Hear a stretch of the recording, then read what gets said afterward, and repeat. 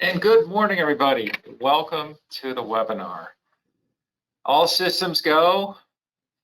Last week, we had to postpone our presentation due to some technical difficulties and some issues with electrical storms and whatnot. But today, we are so happy to have our special guest, Dennis Heywood, with us. And we're going to discuss the first part of Social Security. It's a two-part series. Denny will talk more about his services and his background in a minute, but I need to go through some housekeeping. If you have a question, put it in the chat box to the right. We'll get to these at the end of the presentation. Thanks, Gary. We're looking good and sounding good. So unfortunately, my colleague Eric Pouncey is not with me today. He is on the road and he is in full swing with AAU basketball. So this is like the high season for the standout prospects of the Midwest and for that matter, the country. They're meeting in Orlando this weekend and he is coaching one of the top teams in the country and many college coaches on hand for that. And we want to give our best to Eric and his team. And in addition, here's his information. So he'll be back next week. If you have any questions, you can reach out to him. And by all means, if you have any questions for me, I'm the lead account advisor at Cornerstone. I've been here for 15 years. Phone number, email address there, and pretty much know the individual market soup to nuts. Today's presentation is more along the lines of Social Security, more along the senior market, but there's a definite correspondence with the individual market. And let's talk about our new service, and that is the ASP program, Autopilot. So we're introducing Autopilot, and it's an updated agency services program. As a Cornerstone broker, you have access to a myriad of services that help you with your business outside of your scope and the planning for your future. The agency services program, it's called ASP, is designed to help you make a plan for your business, your clients, and your family, no matter the situation. And among the services provided in the ASP are the Autopilot client referral programs. And you guys are all very familiar with the referral program that we have. It's now called Autopilot. And then next to that is a new program called Parachute. Another aspect, this is for succession planning, flight plan, retirement assistance, and co-pilot service agreement.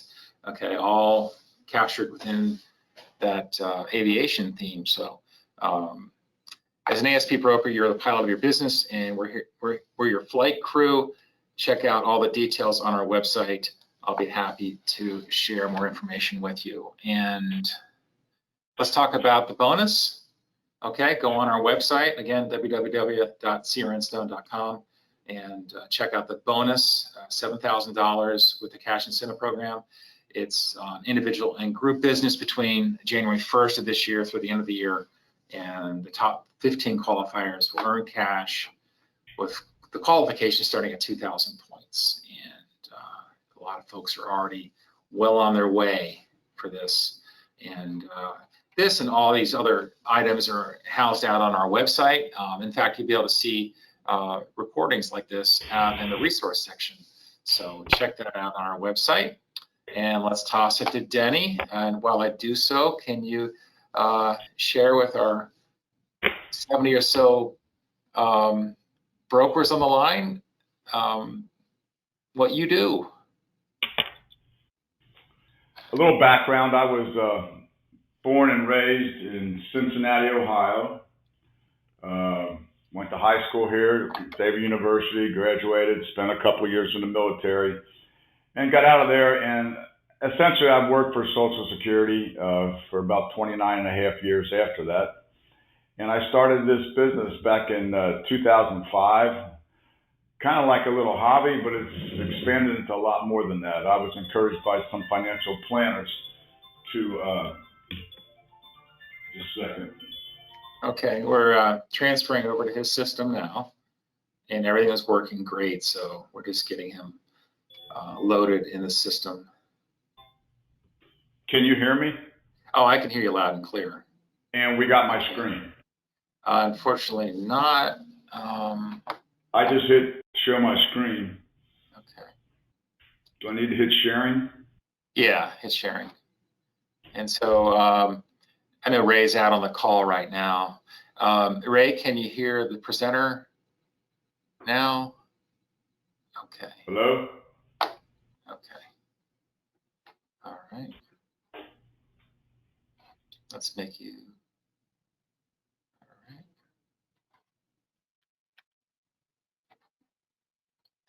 Okay, let me try that again. I'm going to bring myself.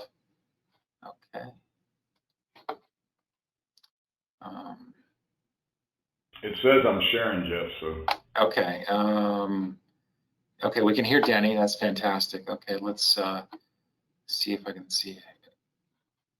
Okay, you can see the slides. Okay, you can see his screen now. Great. Okay, I just can't see it on my end. Okay. All right. Let's get out of that. Okay. Okay, so you can see his slides. Okay. Good. All right. Great. All right, so we're ready to go. Okay. Well, I'll start over then. I don't know if everybody heard me when I started, but I appreciate you coming back this week. I know last week was a little crazy for me especially, but for all you who signed up. And technology is a good thing, but when technology fails, we have a problem. So I'm glad to be here this week. I'll give you a little bit of background. I was born and raised in Cincinnati here and went to Xavier University. And after that, went into the military for a couple of years. And got out in 1973 and 71, but I joined Social Security, and I worked for them for like 29 and a half years as a claims representative and then as a supervisor of claims representative in the local office here. And when I retired, I decided that I would like to keep going with this. I talked to a few financial planner friends of mine. They said there's a need out there to have the Social Security information given to clients. And so that was a few years ago, and here we are today. The business is doing well. It's an essential business, and to go over the basics of Social Security is very important that people understand, and that's why we're here today, to go over the basics. Now, next week, Social Security 201, it goes over some different things. It's not complicated, but we're going over disability, Medicare, misinformation, and practical advice for dealing with Social Security. But the basics of Social Security start out with the earnings test. Let's see here. There we go. Looking good. Okay. With the earnings test and full retirement age, what is that? These are the basics of Social Security. If you understand these concepts, in fact, you have to understand these concepts to know what your options are and when you can take Social Security. In my business, I help people. I do an analysis on what their Social Security is, what's available. We go over Medicare, widower benefits, survivor benefits, and retirement and spousal benefits when I do an analysis. But every time I start an analysis with somebody, the first thing I do is go over this earnings test and full retirement age, because you must have a basic concept of this, of how this works. The earnings test is there to prevent people from retiring who aren't quote unquote retired. And Social Security uses a figure, a money amount essentially, to say whether you're quote unquote retired or not. And this year, that amount is $18,960. Now, if you go to your there are some handouts, and I'm going to bring one up now. It's the, just a second.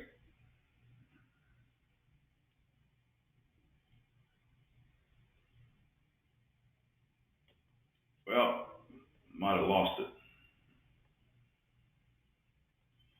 Oh well. I'm going to explain the earnings test and tell you that people that are not in their full retirement age, in other words, between age 60 for a widow and 62 for a retirement test, and everybody else who's getting Social Security is an auxiliary or spouse, there is this earnings test that applies to them. And they have to earn, they can't earn over a certain amount in order to get their Social Security.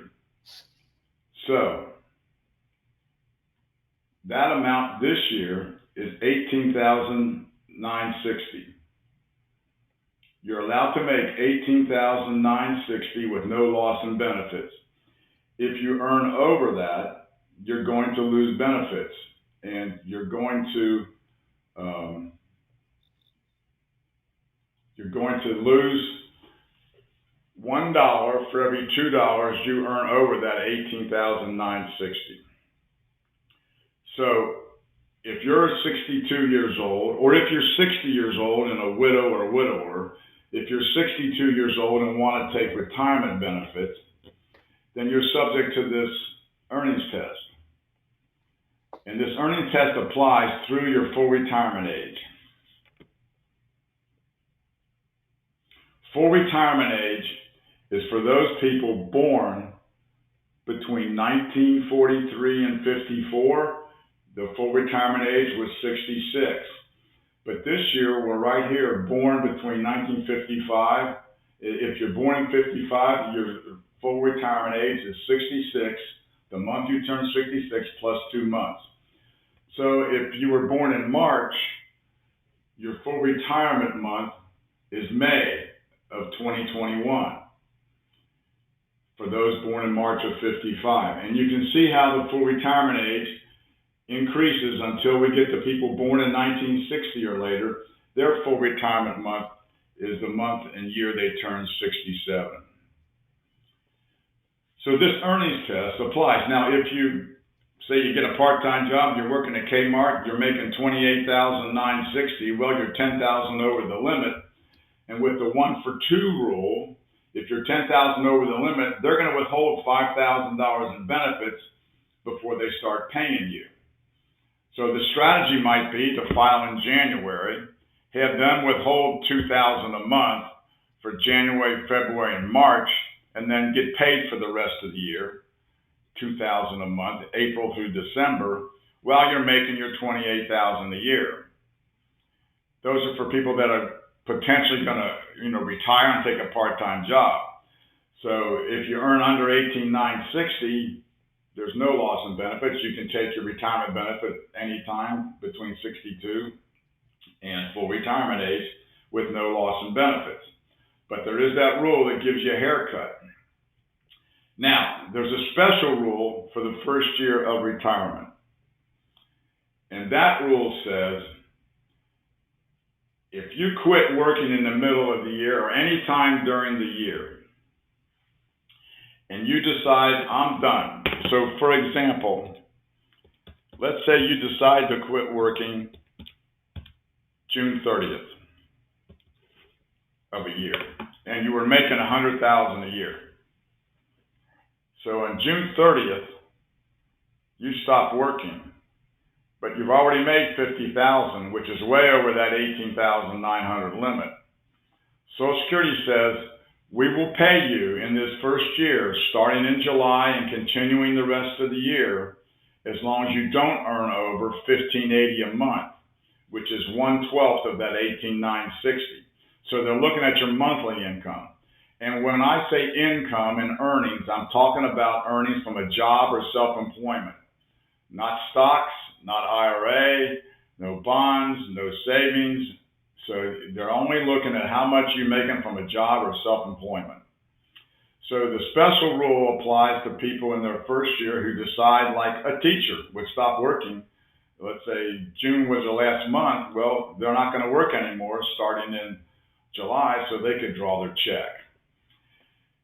Now, in the year of full retirement age, you're allowed to make $50,520 in that year with no loss in benefits, and that's for people that were born in 2021. And incidentally, these earnings limits, they increase each year. That 18,960 might go to 19,500 next year. This 50,520 might go to 52,000 next year. So these change from year to year.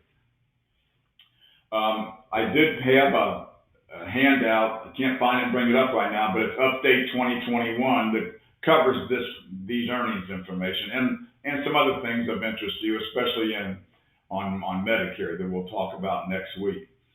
In the year of full retirement age, though, you can really make a lot of money, a lot more than you could have. But the key to this is, and the concept, and people miss this, is that they're only counting your earnings prior to your full retirement month.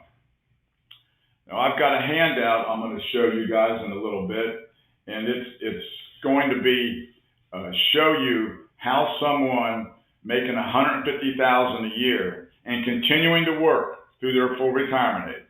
They're not quitting. They're going to work till they're 75, let's say, but they're turning 66 in 2 months this year. And they're going to keep working, making $150,000 a year, and how they are eligible to start their benefit in January at a slight reduction. So this earnings limit applies only to the months prior to your full retirement month. So if your full retirement month is May of this year, they're only counting your earnings January, February, March, and April. So you'll see this in a better form when we do I bring the example up. The $1 for $3 rule applies though here. So if you do go over that limit prior to your full retirement month, they withhold $1 in benefits for every $3 you earn over that $50,520. This is the basics of the retirement test. Okay? Earnings test. And here we have full retirement ages. So we can move on to retirement options.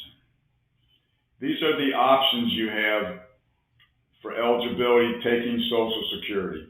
You can start at age 62, and what's not up here, it will cover a little later, 60 for widows or widowers. Okay, you must have 40 quarters of coverage to get your retirement test. To get your retirement benefit. And the retirement test, the earnings test, applies until your full retirement month. And the other thing you must do is file an application, and you can do this online or by appointment, and that's going to be covered more next week. So these are the factors that determine whether you can draw a benefit. Retirement options. Quite simply, at age 62, you can start your retirement benefit, keeping in mind you're subject to that earnings limit. So if you're making $150,000 a year, or $100,000 a year, or $75,000 a year, it's not worth it to start at 62, take a 25 to 30% reduction, and draw your benefit, because they're going to have to withhold probably most of the year's benefits, if not all of them. So we're always governed by this retirement test, anybody taking it at age 62. But some people do, and there's reasons to take it early, and there's other reasons not to take it early. And that's what I go in when I do a retirement analysis with individuals. Somebody who's 62 and has a 13-year-old and a 15-year-old or a disabled child, they may want to take it because the money that they're leaving on the table grows exponentially, because they're entitled, their wife could be entitled, and 2 or 3 children could be entitled. So taking it at 62 seems like, well, that's dumb to a lot of people, but to others, it does make sense. It all depends on your individual portfolio and your needs. January, your full retirement year. This is what I was talking about before. Now, there's a handout that looks like this. January, your full retirement year. If you've got it, you can refer to it. Otherwise, we're going to go through it on the screen here. This is someone born in March of 1955. Their full retirement age, 66.2. So their full retirement month is May of 2021. But they decide in October of 2020, hey, I'm going to take my benefits starting in January.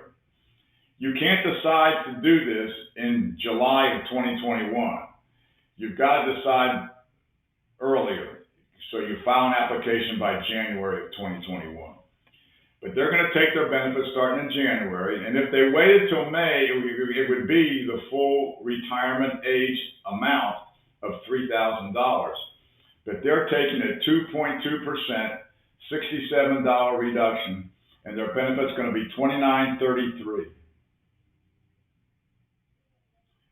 Their wages in 2021 is $150,000, as an example. And this line here, earnings prior to their full retirement month, is $50,000, because you break that $150 down by 12 months times 4 months, January, February, March, and April, prior to their full retirement month, and they're really only making $50,000 this year, prior to their full retirement month, and they can take their benefit, because this year's limit is $50,520, so they're under that limit. And there is no excess earnings, and there is no offset, and so they would draw from January of 21 through April of 21, $11,732. They took a $67 reduction, but they're putting $11,700 in their pocket. If they decide to wait and not take their benefit in January, take the extra $67 a month starting in May, it's going to take them until they're almost 81 years old to get back this $11,700 at the extra $67 a month. It's almost always advantageous for anybody when you take it early, especially like this. Now, I do have people that are stuck on, I want my full age retirement benefit. And I go, well, that's your choice. I showed you what you can do. January of the full retirement year is a misunderstood concept because people don't get it. And they can keep working and making all the money they want because after their full retirement month, they're not subject to a reduction.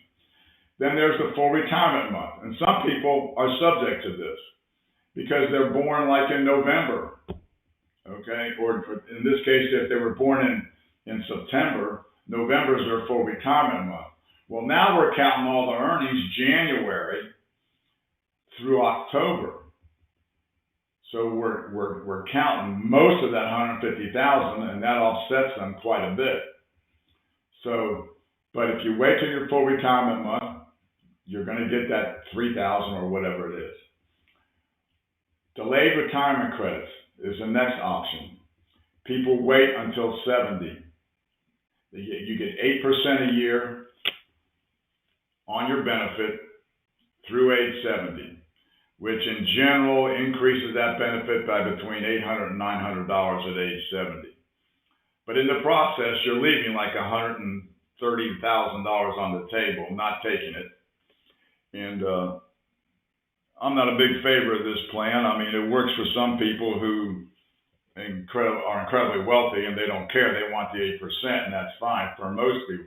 The one thing it does do, it maximizes any widow benefit or widower benefit this person, their spouse, could receive, because they're going to get what their spouse was receiving when they died. So that's one good reason to do this. There's another strategy in the 5th bullet: restrict to spousal benefits at full retirement age. But you can only born this if you were born prior to 1954. So anybody born in 1953 or earlier can exercise this strategy. What has to happen is, and there's not too many of these anymore that I see, but there's some, somebody who's born in 53 and their spouse files and takes it at 62, they can get half of their spouse's full age retirement benefit through age 70 and then switch over to their own benefit for a higher benefit for the 8%. So these are the basic options for retirement benefits.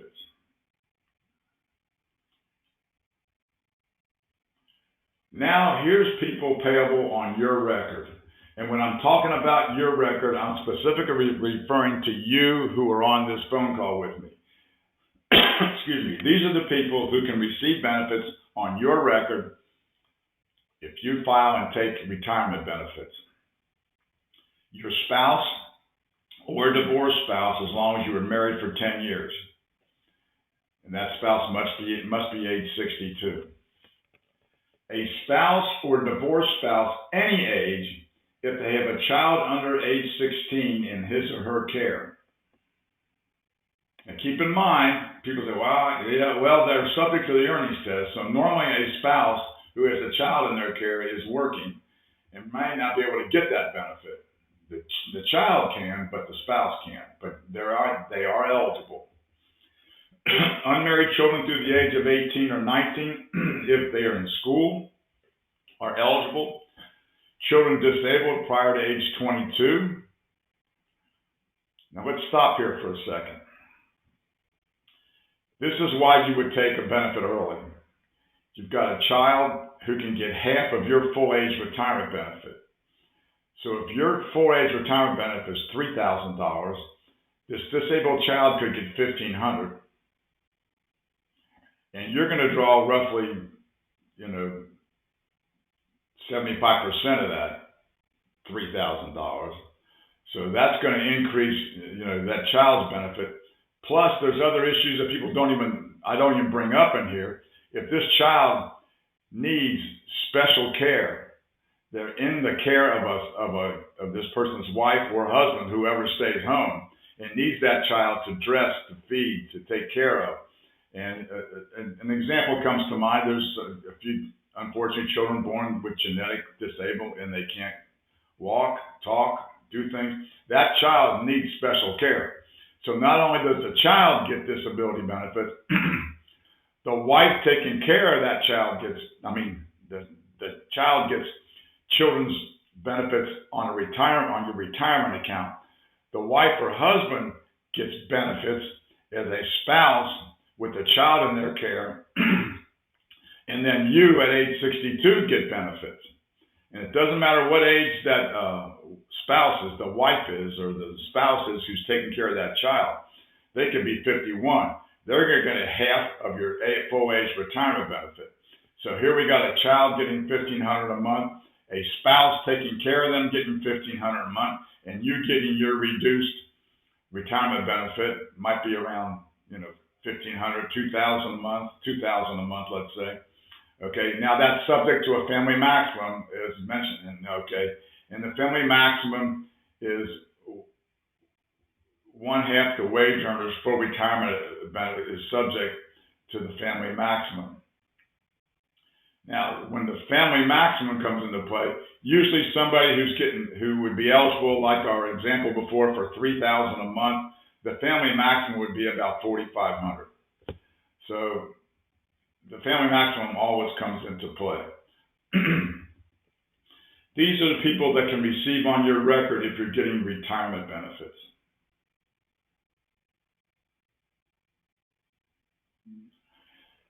The subject of spousal benefit always comes up, and it's really misunderstood. And I go into this next week when we go into they said, and we go into misinformation. And this gets into who you're listening to. What I hear a lot is, my wife can get half of mine when I file. Well, maybe. We'll see. This is how the spousal benefit is calculated. We've got a higher wage earner, the one with the higher full age retirement benefit. The fulcrum, the basic point here is the full age retirement benefit. It's $2,000 a month. The lower wage earner, full retirement age spousal benefit is $1,000.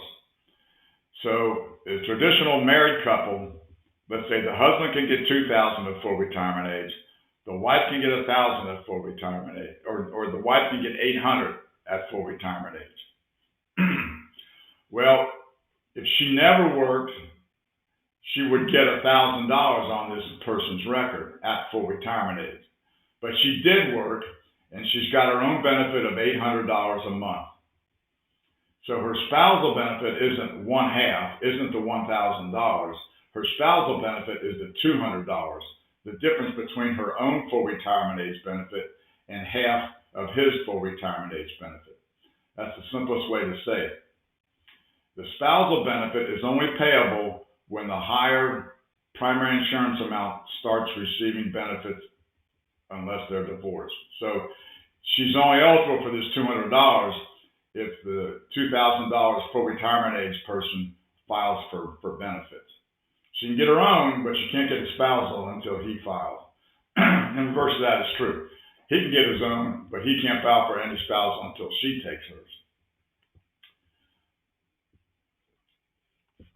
That's spousal benefit. Voluntary suspensions. People get the concepts of filing and restricting confused with voluntary suspensions. I'll explain how it used to be before 2016 amendments. Prior to 2016 amendments, the higher wage earner, when they reach age 66, could file and suspend and not take their benefit. And then the spouse could get half of that benefit through age 70 without taking their own benefit, as long as they were full retirement age. So we had both persons, one with a suspended record not getting anything, the other a spouse getting half of that benefit through age 70, and then they both get their age 70 benefit. It was a real serendipity. Well, now what happened, if you suspend as of May 1st, 2016, no one can receive on a suspended record except divorced spouses. They can receive on a suspended record. If you suspend, you have no retroactive right to a benefit, and you eliminate that 6 months retro possibility. What that means is this. Let's say you're 68 years old and you haven't done a thing. You can file for your benefit at 68 and they'll pay you back 6 months. So you might get, $15,000, $20,000 back pay. If you're 68 and you've suspended, you cannot get that 6 month back pay. If you suspended earlier, let's say you suspended at 66.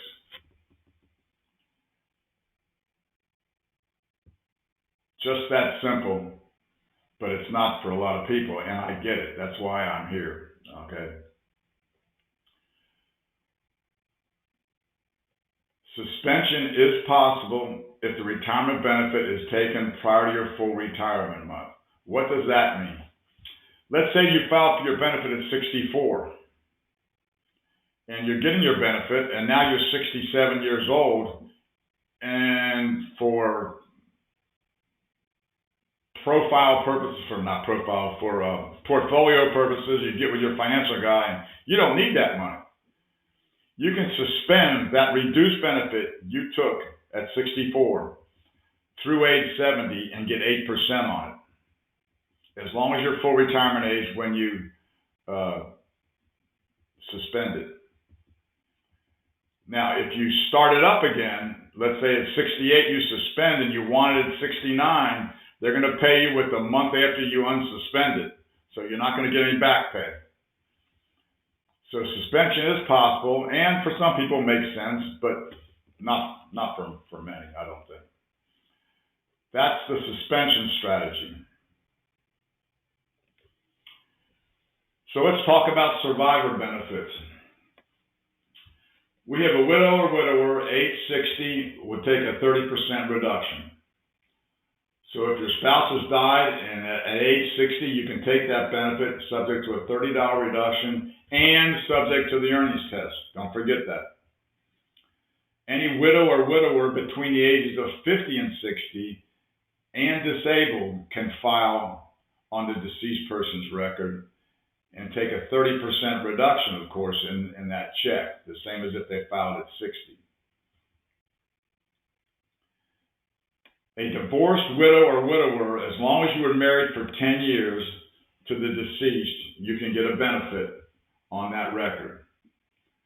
Now, keep in mind that there may be more than one marriage or more than one divorced widower involved, and neither one is penalized. They can get benefits on the record, whatever it might be in their case. Okay, and they can take that benefit early, like at 60, and this is a widower strategy, and then at 62 or 66 or 70, switch over to their higher benefit because they waited till full retirement age on it. Mothers and fathers of any age caring for a child 16 or younger can get benefits. Car accident.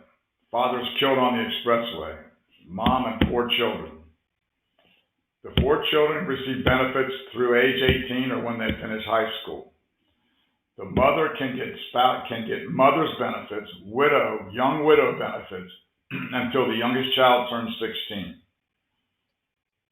Now, keep in mind, everybody here is subject to the earnings test. So many times, mother goes out and gets a job, so that may limit or eliminate any benefits she could get on the deceased record, but the children can receive. Most children aren't going to be making $19,000 a year now, so the earnings test wouldn't apply to them. So children's benefits through the age of 18 or 19 or disabled at prior to age 22, and that comes into play here too. A disabled child. And the 6th bullet, remember, the earnings test applies to all these people who are under full retirement age.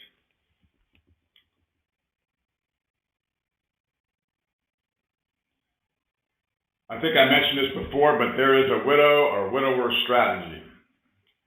And I just talked to a financial planner yesterday who had some questions about this. And the widower eligible at age 60 can take a 30% reduction.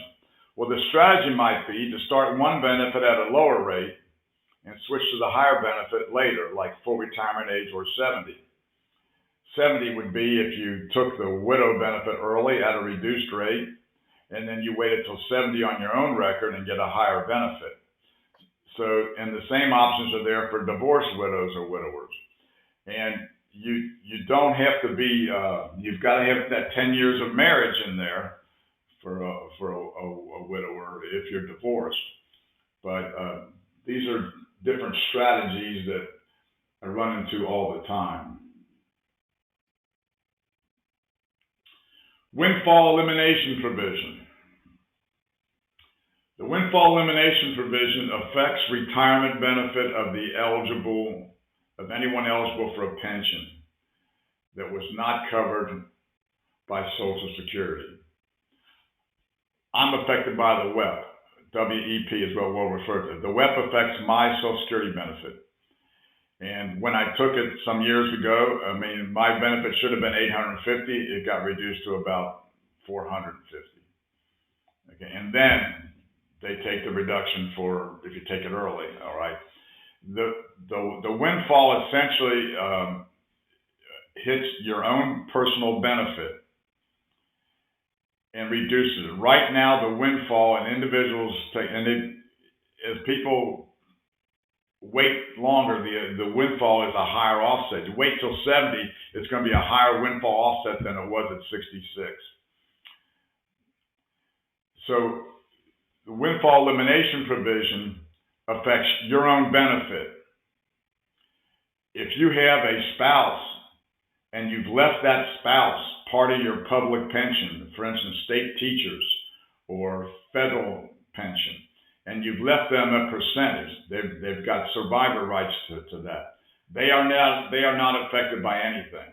They can take that benefit and their own Social Security benefit. In order to eliminate the windfall, you've got to have 21 or more substantial earnings years. That reduces the WEP offset. If you have 30 years of substantial earnings, that eliminates the WEP. This year, I don't have it right in front of me, but this year a substantial earnings amount is like $25,600. Last year it was $23,200. The year before, $21,000. As you go back in time, a substantial earnings year is a defined amount. And if you have 30 years of those, you eliminate the WEP. That's why people can't rely on your Social Security statement as to what you're going to get if you worked in public employment. Now, the question comes up about this all the time. Well, what if I don't take a pension? What if I just take a lump sum? Well, when you file for Social Security, it's going to ask you, did you ever work where Social Security wasn't withheld? The answer is yes. Are you eligible for a pension from that? The answer is no. Are you eligible for a lump sum benefit from that? The answer is yes. And so they would go back to the agency and they would ask the agency, how much would you have paid this person based on the lump sum they're taking? How much would their monthly benefit have been? And sometimes there's a provision where they say, well, we would have paid them $3,000 a month. But sometimes they would say, because a lot of times these funds are invested outside of the system in Fidelity or something, and there's no pension available. Then Social Security has the calculating tables, and they would figure out how much that pension is based on their year they took the pension and based on their longevity. And generally, they come up with roughly the same amount, $3,000. So you can't get out of this, all right? It's there. Government pension offset affects spousal and widow or widower benefits if you're eligible for a pension based on non-covered employment. So the spousal or widow benefit is reduced by 2/3 of the government pension. So someone who's eligible for a spousal benefit of $200 a month, but they're getting $800 a month from state teachers, 2/3 of that state teachers, roughly, $600 is going to offset that $200 spousal benefit. Likewise with the widow benefit. If the widow benefit takes a reduced benefit of $2,000 and they've got a public pension besides that, 2/3 of that public pension offsets any widow benefit they can get. Now, one thing about these foreign pensions do not cause an offset. So if you're getting a spousal benefit here or a widow benefit from someone who, and you worked in the state teacher system or the federal system, well, not the federal system so much anymore, but state and county and teachers, that foreign pension will not cause an offset. Okay. These are my fees, and when I do a retirement analysis, just a second, I've got.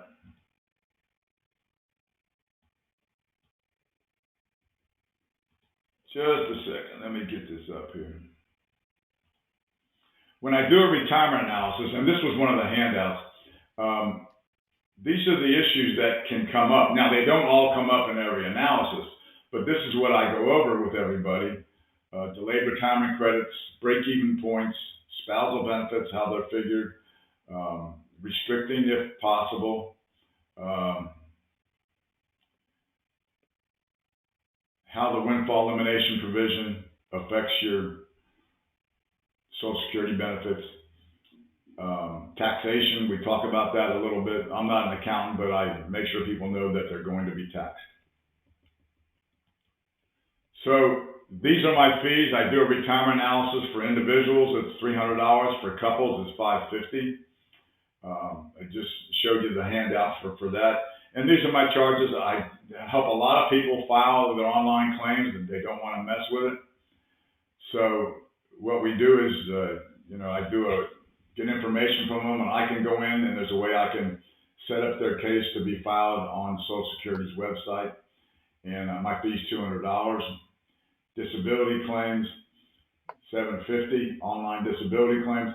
Misinformation cases we're going to talk about next week, and they are misinformation cases, misinformation from an official source like Social Security. When they tell you to do something, you can't do something that causes you not to file for benefits. My website at ss-help.com. If you have questions, I think Jeff's got. Oh yeah, we got a boatload. Thanks so much. Yeah, we got a boatload. And give us a tease on next week. Yeah, let's give us a tease on next week. Okay. This is the agenda for next week. We're going to talk about disability benefits, Social Security, and supplemental security income, Medicare entitlement. It gets a little complicated as to when your Medicare is going to start. They said issues, what you heard from other people, essentially. Misinformation cases, what Social Security told you that is wrong. I think one of the most interesting parts is dealing with Social Security, some practical advice. We'll talk about that next week. Okay, Jeff. Great. Thank you so much. And I realize, everybody, that we're going to send you a copy of today's slides and any handouts that Danny provides. And what's more, if you haven't registered for next week, next Thursday, please do. You can reach out to me and I can send the link to you if need be. But let's get to those questions. Where does one access their Social Security award letter? That's the first question we've got. Where do they access that? Where are they accessing? The award letter. Maybe online. Well, you should get a paper copy to start with. So I'm assuming you lost a paper copy. Okay. Okay.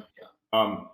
You won't get the letter online. Okay. There's a lot of things you can go into your Social Security My account. And by the way, everybody should open up a Social Security My account right away. I don't care how old you are. It's good to check your earnings every year to make sure last year's earnings are posted. I can't tell you how many people I've helped and go, oh, what happened with 2010 is zeros. So it's good to open that up. Now you can go in there and it will give you entitlement information about your benefit when it first started, how much it was. But the official award letter, you can only get a copy of that if you contact Social Security direct. Okay, great.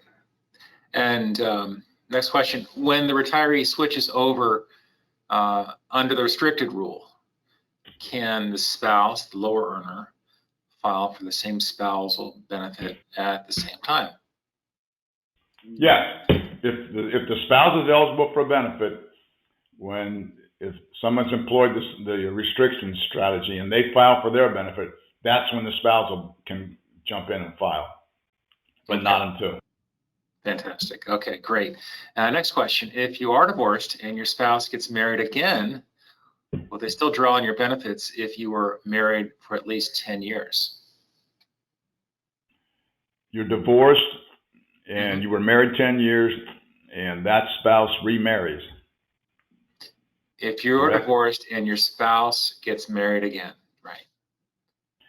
The spouse cannot get anything on your record if they remarry prior to age 60. Okay. If they remarry after age 60, they can get benefits on your record as a widow, but not as a spouse. Okay. Spouse means everybody's alive. Yeah. A widow who remarries after age 60 can get a widow benefit.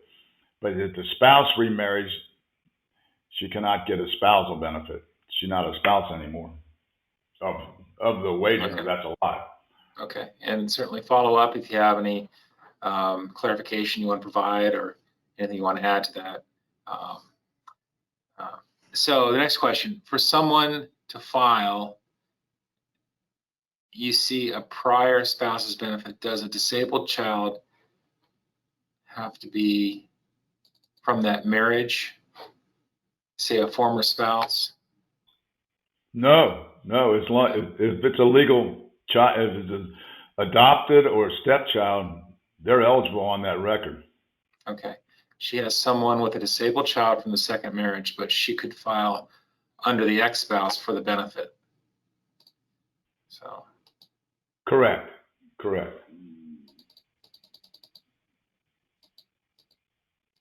Next question. also on a disabled child. When can a disabled child prior to 22 take the parent's benefits? Do the parents have to be at least age 62?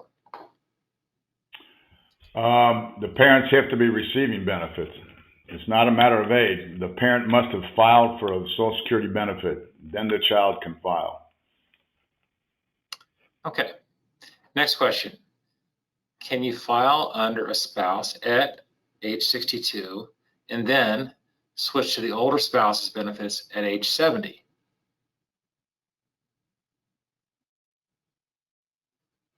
That's a good question. Only because we'd have to do the math on it. I see. Mm-hmm. I'm assuming if you filed as a spouse on your current, let's say you filed as a spouse on your current husband's record, all right? If you're filing as a spouse, and that means you're married, so you're stuck there. You can't. But if there's a divorce there, and you got two different records you can receive on, you're going to go for the higher record. Okay, great. Not sure I answered that question, what they asked, but ask that again, Jeff. Let me hear that again. Can you file under a younger spouse at age 62 and then switch to the older spouse's benefits at age 70? Not if you're still married. You're talking about spousal benefits. Mm-hmm. Okay? You got to be married to the individual or divorced from them. So if you're currently married and file for spousal benefits, that's it. You can't file for the older spouse when they turn 70, because when they turn 70, your spousal benefit's not based on half of their 70 benefit. It's based on half of their age 66 benefit, no matter when they file. So this gets interesting, but It does. Yeah. if you're currently a spouse of somebody getting spousal benefits, you're stuck there, okay? You can't file on another spouse, and because you're married, all right? Right. Period. Now, if you have two different divorces in play here, yes, and you go to Social Security and say, I was married to Joe for 10 years, and I'm married to Pete for 10 years, they're going to look at both those records and say, the higher benefit is on Pete, so file on that record. Okay, great. Now, the next question, asking you, Denny, do you help folks in other states or just Ohio? Oh, well, I've had clients, believe it or not, in Israel and Norway, so it's a worldwide web. Not that many. Yeah, no, I've got a number of financial planning firms in Arizona and California, and I help people in any state. Great, great. Next question. If someone is disabled by SSA, do they have to wait 2 years to obtain Medicare? Yes, and let me explain that. It depends on their onset date of their disability, okay? Let's say there's a car accident, to make it simple. It's a car accident and you're disabled as of January of 2021. So the car accident was on January 15th. And your waiting period for disability to start is February, March, April, May, and June. No checks, nothing in that time. In July, your checks start of July 21. July of 23, your Medicare is effective. That's the 2-year waiting period. So you got a 5-month waiting period for benefits to start, and then a 2-year period for benefits to for Medicare benefits, unless you have ALS or there's a kidney issue, the kidney dialysis, End-stage renal. Yeah. End-stage renal, and then there's no waiting period for anything. Okay, another person wants to thank you for all the great info, and okay, another person is requesting, the slides and the handouts. So I think you can provide that, and I can get that over to everybody. Sure. If you just email me, and I'll send you copies. Okay, more questions flowing in. Great stuff. Keep them coming. Does the 8% increase per year get prorated if there's a partial year delay? You mean if you? I don't understand it. The 8% increase, I think, essentially talking about delaying your. The 8% starts at your full retirement month and continues until you take your benefit or until age 70. Mm-hmm. And what if they, start? I guess they delay like a half a year or something like that. Is it accruing no matter what you do? Okay. You can do nothing, and that 8% is going to accrue. Okay. I mean, if you don't file, and let's say you just take Medicare at 65, and you're not, you get 8%, no matter what. You don't have to go to Social Security and say, "Hey, I want to wait till 70." You're waiting till 70, and it's an automatic 8% a year, compounded annually. Okay, it's compounded annually. Okay. Yeah. Well, actually, monthly. Monthly. Okay. Yeah. Okay, so there is potential there for a partial.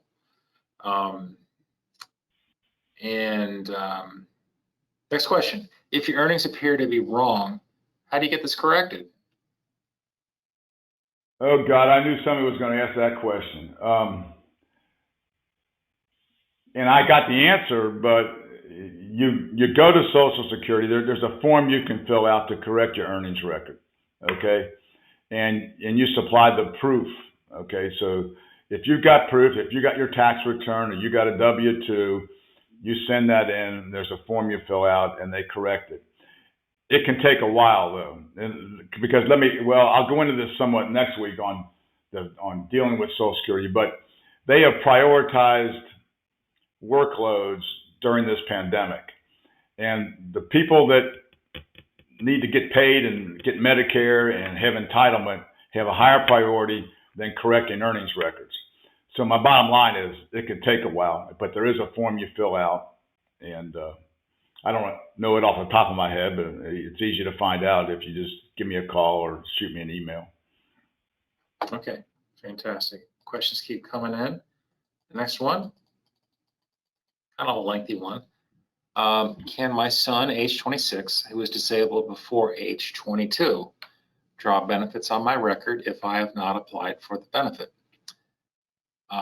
He currently gets a benefit of $892 a month. And under my record, the amount would be half of $2,700 based on a recent Social Security mailing. I can repeat that. Yep, I got it. Okay. More than likely, that $892, his son's getting supplemental security income, and he can't file on your record until you file. But what the law says, he must file on your record when you file. So. Because anybody on SSI max payment now is, I think it's $892 a month. And anybody getting SSI, if they're eligible for another benefit, they must file for that benefit.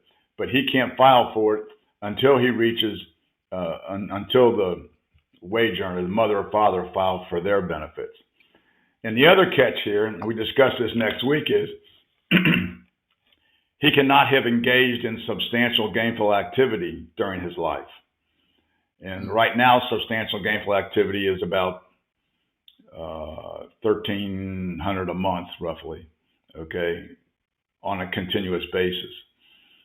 So you get into some really subjective, difficult areas there when you get into substantial gainful activity, SGA. But number one, you got to file for your child to get it. And number two, when he files on your record, it'll knock that $892 out altogether. But the good news is, after 2 years, your son would be entitled to Medicare on your record too. Okay, great. Next question. She says, I know you didn't touch base on this, but I have a client who is questioning this. Do you know the steps a Medicare eligible would need to take to disenroll from Part A if they are still working and want to continue contributing to their HSA? That's a difficult area, and I will tell you that they can do that if they weren't automatically enrolled. In other words, if they filed for Part A themselves and they filed for Part A, a lot of people are under the misnomer that you've got to file for Medicare, even if you're working at a full-time job and are covered under a group health plan. So they go file for Part A, and now they can't contribute to a health savings account. Well, if they actively filed for Part A themselves, they can withdraw it. But if they filed for benefits and took their benefit and got Part A, they can't withdraw from Part A. Okay, great. Next question. And this alludes to the 8% increase. Is the 8% increase for the delay to 70, is that 8% or is that based on some COLA or inflation? That's a straight 8%. Okay. The COLA is based on inflation, cost of living increases, but that's a straight 8%. Okay, that doesn't fluctuate. Okay. Here's a comment, I guess more than a question, and you can add to this, wondering why Medicare is still age 65. I think just because it is, right? Is there any rhyme or reason to? Lyndon Johnson came up with it in his crew, so I don't know. Yeah. There's no, I mean, 65 seemed to be the age they picked back then. Mm-hmm. You know, you got guys doing actuarial tables and figuring things out, blah, blah, blah, blah, blah. But of course, there's people that can get Medicare that aren't 65, but they're disabled or disabled children. But I have no idea. I mean, 65 was the magic. I was there when they first started Medicare. And, I'm sorry that we're running over. We still have a few more questions. Are you able to stick around for a couple minutes? Sure. Okay, fantastic. Next question is, someone comes off disability and starts drawing the regular Social Security. Will it affect Medicare? Well, I'm assuming they're on disability Medicare because of disability. Okay, yeah. And it depends on their age. If they're 65, it just continues as Medicare, and you got a retirement benefit. Mm-hmm. It depends what you mean by coming off of disability. In other words, and we kind of touch on this next week, you can come off of disability because you went back to work, or you can come off of disability because you're not disabled anymore. Okay. Mm-hmm. It's where you get in some complicated areas as to how long Medicare will be.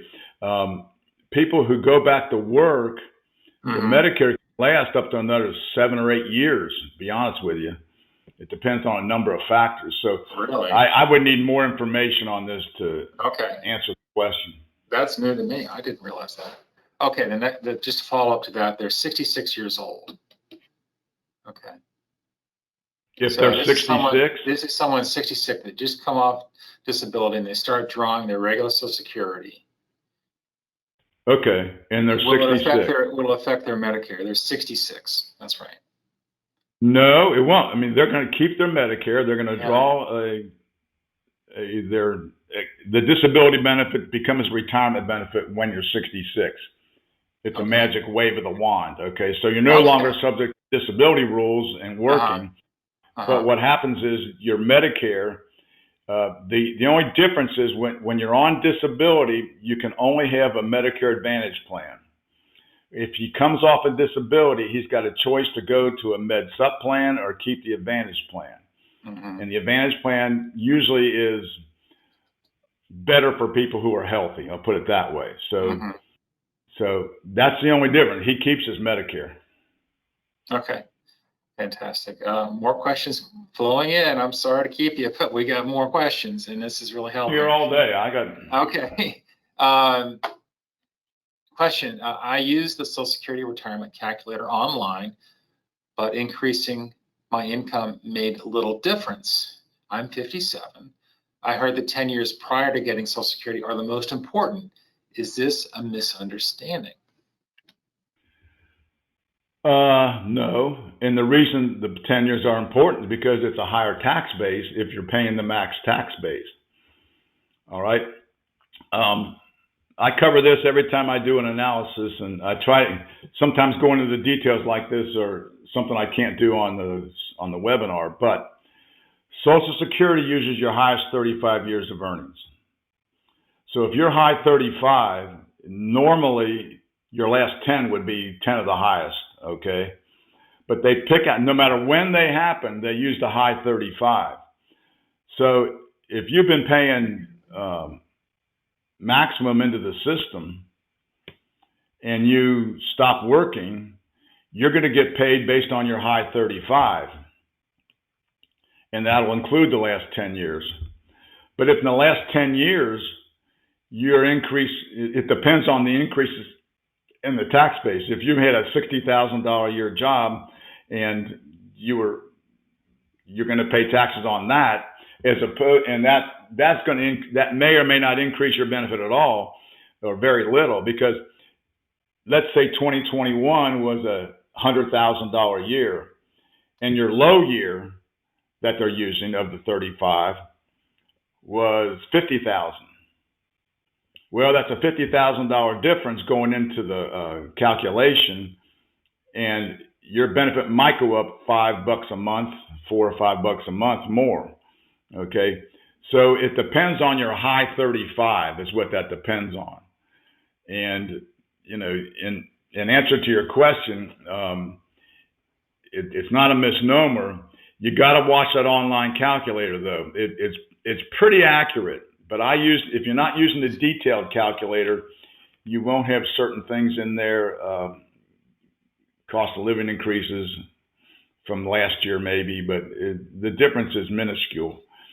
But the detailed calculator is an on the money type of thing. But the benefits generally, I mean, if you're making $30,000 a year and then you have $142,000 a year, that's going to jack your benefit. If the $30,000 was your low year, you're replacing it with $142,000, then that's $100,000 going in there. That might be another $10, $15 a month more. But in general, I'd have to know, what are you talking about as far as your entire earnings history? Okay. I'm going to just throw another question out there. This is more of a comment again. For those who are under 65, what are they doing about getting a supplement to offset the 20%? I think he's alluding to the 20% loss of income. I'm sorry, I didn't hear you, Jed. What are they doing about? For those who are under 65, what do they do about getting a supplement to offset the 20%? And maybe we can get clarification on that. I'm not too sure what he means by the 20%, but maybe you can answer. 20% reduction you're talking about? I don't know what they're talking about. Yeah, okay. Well, let's move on. And the next question is a couple. Here's a good one. A couple both affected by the windfall. The husband now self-employed. He's 63, she's 59. Okay. It's more of a comment. I mean, I don't know. Can you draw upon that? We're talking about the windfall and how that works. I guess that's the WEP. I'm assuming they're saying one's age 53, one's age 55. He's 63, she's 59. Yeah. Okay. Well, they're both going to be subject to the windfall. Yeah. Whatever it might be. Mm-hmm. And it's going to be based on their earnings history. So mm-hmm. we got to look at their earnings record and say, okay, what years of substantial earnings do you have? Mm-hmm. And a lot of people who are getting a major pension from like the state of Ohio and getting mm-hmm. $10,000 a month, they have little or no earnings history. So they're going to be subject to the full windfall offset. It does depend on their pension. It depends on how much their Social Security is too, because there's a different calculation in the WEP. If they're only going to get $300 a month Social Security, but the offset's $500 for somebody their age, Social Security doesn't offset them $500. if their Social Security benefit is $300 a month and they're a maximum offset, they'll only get offset $150. So you will always get something if you're eligible for the Social Security benefit if you're WEP'd. But both of them will be subject to the WEP to reduce both their benefits. And then we have to look at, is there any spousal benefits available? And that's when we get into the government pension offset. And to be honest with you, in these kind of situations, you come up with a lot of zeros. I mean, nobody's eligible for anything as a spouse, and you're going to get hit pretty hard on the WEP. Okay. I guess this will be my last question. I know everybody's super busy, and we'll make sure everybody gets these handouts. Here's the last question. Wouldn't disability end automatically age 65, or does disability SSI benefits end based upon your individual circumstances? Disability benefits, calling them disability and being a disabled person, end in your full retirement month. Mm-hmm. So for people, now who were born in 55 and their full retirement month is May, they would shift over in May. It'd be transparent. You wouldn't know it, but now you're on retirement benefits. It happens when you're in your full retirement month. Okay, fantastic. Okay, terrific, Denny. Thanks for sticking around. I'm looking forward to next Thursday. We'll dive into Medicare and just answer all your questions. Thank you, everybody, for joining us, and have a terrific day. You too, Jeff. Thanks, everybody. You bet.